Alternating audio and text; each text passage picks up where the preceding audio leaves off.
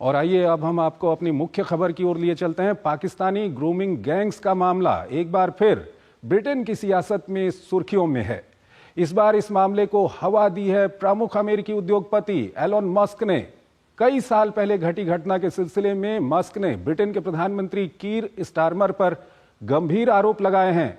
फिलहाल इस मामले को लेकर एलन मस्क और कीर स्टारमर आमने सामने हैं। ये रिपोर्ट देखिए। दरिंदगी का शिकार बनाने वाले पाकिस्तानी यौन अपराधियों के गैंग के मुद्दे को लेकर ब्रिटेन की सियासत हिचकोले खाने लगी है। यौन शोषण का यह मामला पुराना है, लेकिन टेस्ला के प्रमुख एलन मस्क के हस्तक्षेप के बाद से फिर से सुर्खियों में है। अब मस्क के आरोपों पर ब्रिटेन के प्रधानमंत्री कीर स्टारमर ने पलटवार किया है। उन्होंने कहा है कि ऑनलाइन झूठी और गलत खबरें फैलाने वालों को पीड़ितों की मदद के बजाय सिर्फ अपने हितों की चिंता है। ऐसे लोग सड़कों पर होने वाली हिंसा से परोक्ष रोमांच हासिल करने की कोशिश करते हैं। दरअसल पिछले दिनों ट्रंप के बेहद करीबी मस्क ने ब्रिटेन के पीएम पर आरोप लगाया था कि 15 साल पहले जब वे पब्लिक प्रोसिक्यूशन प्रमुख थे, तब वे आरोपियों को सजा दिलाने में नाकाम रहे थे। हाल ही में कंजर्वेटिव पार्टी ने यौन शोषण कांड की जांच की मांग की थी, लेकिन लेबर पार्टी की सरकार ने इससे इनकार कर दिया। इस पर नाराजगी जताते हुए मस्क ने सोशल मीडिया पर लिखा कि स्टारमर 2008 से 2013 तक प्रोसिक्यूशन सर्विस के प्रमुख रहते हुए ब्रिटेन के बलात्कार वाले मामलों में सहभागी थे। ब्रिटेन के इतिहास में सबसे बड़े अपराध में उनकी मिलीभगत के लिए उन्हें आरोपों का सामना करना चाहिए। मस्क ने आरोप लगाया कि पीड़ितों के बार बार सामने आने के बाद भी प्रवर्तन एजेंसियां इसे रोक पाने में विफल रहीं। इस पर ब्रिटेन ने नाराजगी जताते हुए कहा कि मस्क ने ब्रिटेन सरकार को गलत समझ लिया है और उन्होंने इस मामले में गलत सूचना दी है। हम इस मुद्दे से निपटने के लिए मस्क के साथ काम करने के लिए तैयार हैं। ब्रिटेन में ग्रूमिंग गैंग्स का मतलब उन लोगों के ग्रुप से है जो बच्चों का शारीरिक, मानसिक और यौन शोषण करते हैं। इसमें ज्यादातर कम उम्र की लड़कियां होती हैं। पहले इन्हें बहला फुसलाकर इनका विश्वास जीता जाता है, फिर शराब, गांजा और ड्रग्स की लत लगाई जाती है। लड़कियां समझ नहीं पाती हैं कि इनका यौन शोषण हो रहा है। इनमें से तो कई को मानव तस्करी का शिकार भी होना पड़ा। कई ने गर्भ भी धारण किया और उन्हें अबॉर्शन कराना पड़ा। ये ग्रूमिंग गैंग्स पूरे ब्रिटेन में काम करते थे, लेकिन रोचडेल, रदरहैम और टेलफोर्ड राज्यों में इन्होंने सबसे ज्यादा अपना शिकार बनाया। इस घिनौने अपराध में मुख्य रूप से पाकिस्तानी मूल के पुरुष शामिल थे। यही कारण है कि इसे पाकिस्तानी रेप गैंग के तौर पर भी जाना जाता है। और इस खबर पर बात करने के लिए यशवर्धन सिन्हा हमारे साथ जुड़ रहे हैं। भारत के पूर्व उच्चायुक्त रहे हैं ब्रिटेन में। आपका बहुत बहुत स्वागत है सिन्हा साहब हमारे इस कार्यक्रम में। सबसे पहले आपसे हम यही जानना चाहेंगे दर्शकों की जानकारी के लिए, क्या है ये पाकिस्तानी ग्रूमिंग गैंग और क्या ये मामला था? ये आपने सही कहा कि ये मामला नया तो नहीं है, काफी पुराना हो चुका है, मगर ये जो कांड है यौन शोषण का, और ये खासकर पाकिस्तानियों इसमें शामिल थे। ये गैंग जो कहलाते हैं ग्रूमिंग गैंग्स। और मैं तो ताज्जुब रहा कि 1997 से लेके 2013 तक सिर्फ एक जगह रोथरहैम में 1400 लड़कियों का शोषण, यौन शोषण हुआ। और ये तो एक बड़ा शर्मिंदनाक और दरिंदा एक कांड है। और मैं समझता हूं कि इस पे जो अब फोकस आ रहा है, एलोन मस्क ने अपने एक्स में बड़ा इस पर फोकस ला रहा है, जो मैं पढ़ रहा हूं, मैं तो आश्चर्यजनक रह गया कि कोर्ट के रिकॉर्ड्स भी इसमें शामिल हैं, जो बड़े गंभीर और बड़ा विवरण जो है, जो कांड हुआ था वो देख के तो ये लगता है कि एक बहुत बड़ा कांड है। और शायद सरकार, उस समय की सरकार और ब्रिटेन की सरकार ने शायद इसको अपने ज्यादा सीरियसनेस नहीं दिखाया था इसको टैकल करने में, इसका सामना करने में। क्योंकि क्यों नहीं किया ये तो खैर हमें सोचना पड़ेगा। शायद क्या वोट बैंक पॉलिटिक्स था, या पॉलिटिकल करेक्टनेस था, या शायद ये डरते थे, और ये कोर्ट रिकॉर्ड्स में है कि अगर पुलिस के जो अधिकारी थे, आला अधिकारी, और जो इन्वेस्टिगेटिंग ऑफिसर्स, जो काउंसिल्स थे वहां पे जिन्होंने इन्वेस्टिगेट किया, सब डरते थे, सब इसको सामने नहीं लाना चाहते थे, क्योंकि उनको फिर इस्लामोफोबिक कहा जाता। तो ये तो बड़ा शर्मनाक एक घटना है। एक घटना नहीं, ये तो काफी। और कह रहे हैं कि 2017 से 22 इनको इनको खबर अभी पूरा नहीं है, मगर शायद 15,000 बच्चे शायद शिकार हुए हैं ऐसे गैंग्स के। ये तो बहुत ही गंभीर मामला है। और हम लोग, जहां हमें कहा जाता है भारत में कि आप वोट बैंक पॉलिटिक्स करते हो, मगर क्या ये वोट बैंक पॉलिटिक्स नहीं हुआ? क्या इस पर कार्रवाई ठीक से क्यों नहीं की गई? इसी और को थोड़ा सा इसलिए आगे बढ़ाते हैं लोग सिन्हा कह रहे हैं साहब। कि सिन्हा साहब, इसी नेशनल को हम इंक्वायरी। थोड़ा सा आगे बढ़ाएंगे। हम आपसे ये जानना जी। चाहते हैं कि एलोन मस्क जो ब्रिटिश प्राइम मिनिस्टर कीर स्टारमर पे हमला कर रहे हैं, उन पर जी। आरोप लगा रहे हैं, इसको आप किस तरह से एक्सप्लेन करना चाहेंगे?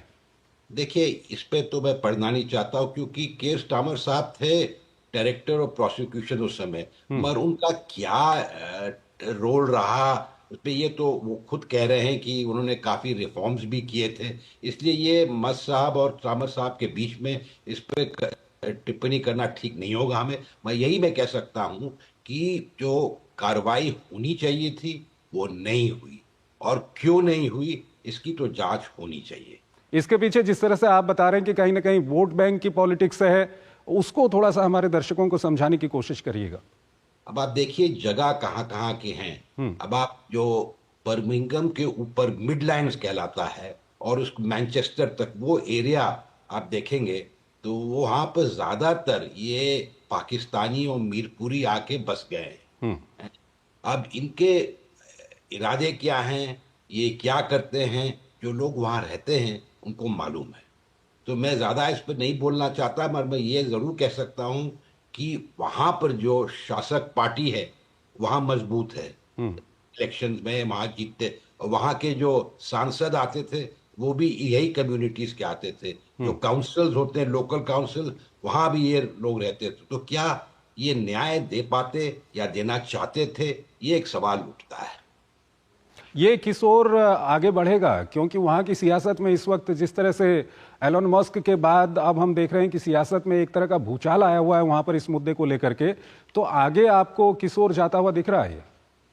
देखिए, ये मस्त साहब स्टेटमेंट दे रहे हैं, उन्होंने काफी और देशों पर भी दिया है स्टेटमेंट, इसलिए इस पर मैं टिप्पणी नहीं करना चाहता हूं। मगर ये जरूर है कि इन्होंने जो मुद्दा उठाया है एक बहुत गंभीर मुद्दा है, और पहले भी उठ चुका था, मगर अब ये पूरे नेशनल फोकस, इंटरनेशनल फोकस हो गया है इस विषय पर। इसलिए मैं समझता हूं कि ब्रिटानिया के सरकार को कुछ ना कुछ तो करना पड़ेगा, चाहे नेशनल इंक्वायरी करें या जो भी करेक्टिव एक्शंस जो लिया है उसको सामने लेकर आए, और क्या सजा दिया गया है इनको, वो सबसे तो महत्वपूर्ण वो है कि ये जो लोग साफ साफ जो इन्होंने ऐसे काम किए हैं, जिनके नाम मालूम, जो कोर्ट प्रोसीडिंग्स है, उनके खिलाफ क्या एक्शन लिया गया है, ये आके अगर समझाएं पब्लिक को, और तो शायद ये मामला शांत हो। मगर जो मस्त साहब कह रहे हैं, स्टामर साहब प्रधानमंत्री हैं ब्रिटेन, ब्रिटेन हमारा एक देश के साथ हमारी बहुत अच्छी मित्रता है, इसलिए मैं नहीं टिप्पणी देना चाहता हूँ कि क्या कितनी सच्चाई है मस्त साहब जो कह रहे हैं। मगर मैं ये कह सकता हूँ ये जो मुद्दा है इसमें सच्चाई जरूर है। आप इस तरह के जो कौन मामले हैं, इस रिस्पॉन्सिबल तरह के मामले, चाहे हम दूसरे देशों की बात करें, तो जो ये वोट बैंक की पॉलिटिक्स है, ये कहीं ना कहीं हम अभी यहाँ पर देशों का नाम नहीं लेना चाहते, लेकिन कहीं ना कहीं कट्टरपंथ को ये बढ़ावा देती है, इस तरह की जो पॉलिटिक्स है। अब आप देखिए, कट्टरपंथी तो होते ही है वहां पर। क्या पूरे यूरोप में देखिए, अब ट्रम्प साहब इलेक्शन क्यों जीते वहां पर, अमेरिका में देखिए, मगर यूरोप तो खास करके ये आतंकवाद और ऐसे एक्सट्रीमिस्ट फिलॉसफी जो होते हैं, आइडियोलॉजी, उनके खिलाफ लड़ रहा है, झुलझ रहा है। और हमारे यहाँ देखें, हमारे इलाके में देखें क्या हुआ है, अभी हाल में क्या हुआ हमारे एक पड़ोसी देश में, कौन इसके जिम्मेवार हैं, और क्यों वहाँ उग्रवादी जिहादी वहां पर उभर के आए हैं। ये सबको सोचना चाहिए, क्योंकि हम लोग एक अंतिम सवाल आपके सामने रखना चाहूंगा कि नॉर्वे की ओर से ये आवाज आई है कि एलोन मस्क बहुत बड़े उद्योगपति हैं, सोशल मीडिया में काफी वो मजबूत हैं, तो ऐसे में दूसरे देशों में क्या कुछ हो रहा है या दूसरे देशों की सरकारों पर टिप्पणी करना, ये कितना वाजिब है? इसको आप कैसे देखते हैं? देखिए, वो तो फटाफट टिप्पणी करते हैं हमारे बारे में या किसी कोई और देश के बारे में, वो अगर वो कहते हैं तो बड़ा अजीबोगरीब बात है कि आप कह रहे हैं कि आप दूसरे देश, और ये तो बस साहब अगर कुछ कह रहे हैं, चाहे गलत हो या सही हो, वो मैं उस पर मैं टिप्पणी नहीं कर रहा हूँ क्या कितने हद तक सही है, मगर ये कहना कि दूसरे देशों के मामले पर उनको टिप्पणी नहीं देनी चाहिए, ये तो खुद वो उनको नहीं देनी चाहिए, क्योंकि वो खुद देते हैं, वो खुद देते हैं बाकी देशों में और जो हमारे डेवलपिंग कंट्रीज जो हम कहते हैं, ग्लोबल साउथ के कंट्रीज को, वो तो बराबर हमें सलाह देते हैं, हमारी निंदा करते हैं और टिप्पणी देते हैं। इसलिए हमें तो ये जरा सुन के जरा आश्चर्य हुआ और जरा हंसी भी आया कि वो कह रहे हैं कि बस आपको दूसरे देशों के अंदरूनी मामले पर टिप्पणी नहीं देनी चाहिए। ठीक है, ठीक है। तो मैं मानता हूं कि किसी को नहीं देनी चाहिए, मगर ये देश खुद अगर बंद करें टिप्पणी देना, या नॉर्वे जैसे देश, मैं किसी देश का नाम नहीं ले रहा हूं। ठीक है सर, काफी आपने महत्वपूर्ण जानकारी हमारे दर्शकों के सामने रखी है और अपना महत्वपूर्ण विश्लेषण हमारे दर्शकों के सामने रखा है। बहुत बहुत शुक्रिया आपका हमारे इस कार्यक्रम में जुड़ने के लिए। और यहाँ पर एक छोटा सा ब्रेक लेते हैं, ब्रेक के उस पार हम आज की दूसरी बड़ी खबर पर बात करेंगे। गोल्डी मसाले के 100